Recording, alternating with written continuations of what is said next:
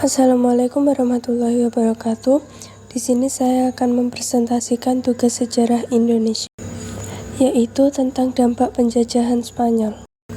Namun sebelum itu, perkenalkan, nama saya Anissa Nurfadilah dari kelas 11 IPS 4 absen 2. Di sini saya akan menjelaskan tentang latar belakang kedatangan bangsa Spanyol ke Indonesia.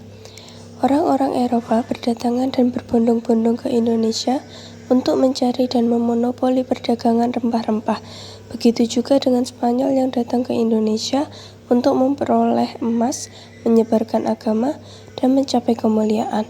Selama abad ke-16 dan ke-17, Spanyol berusaha secara aktif untuk menjajah Indonesia.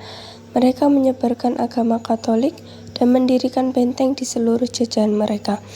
Pada tahun 1602, Spanyol mendirikan benteng di Maluku sebagai benteng pertama mereka di Indonesia.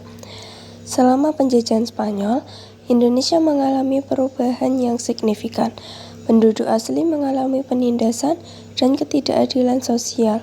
Agama Katolik juga menjadi agama yang lebih umum di Indonesia.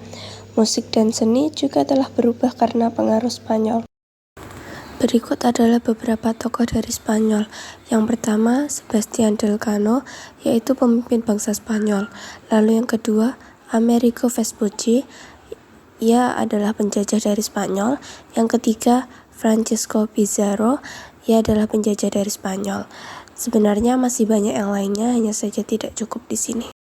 Kemudian ada beberapa dampak positif, di antaranya yang pertama, tersebarnya agama Katolik di Nusantara. Yang kedua, berdirinya kota-kota pelabuhan baru. Dan yang ketiga, munculnya jalur perdagangan dunia. Jika ada dampak positif, begitu juga dampak negatif. Yang pertama, terjadinya perampasan kekayaan alam di Nusantara. Yang kedua, adanya monopoli perdagangan. Dan yang terakhir, terjadinya peperangan melawan bangsa Indonesia. Lalu ada juga dampak di berbagai bidang.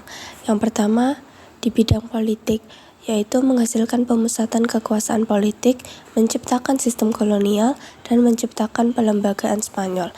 Yang kedua, di bidang sosial budaya, menyebabkan penyerbukan budaya Spanyol, penyerapan sistem nilai dan ideologi, dan penyerapan bahasa Spanyol. Yang ketiga, di bidang ekonomi, yaitu menghasilkan kontrol ekonomi, pemusatan kekayaan, dan pemusatan sumber daya.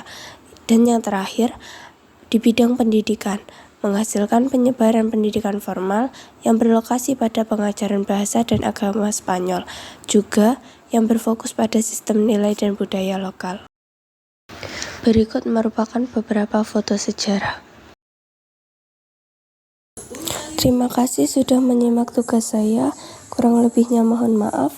Wassalamualaikum warahmatullahi wabarakatuh.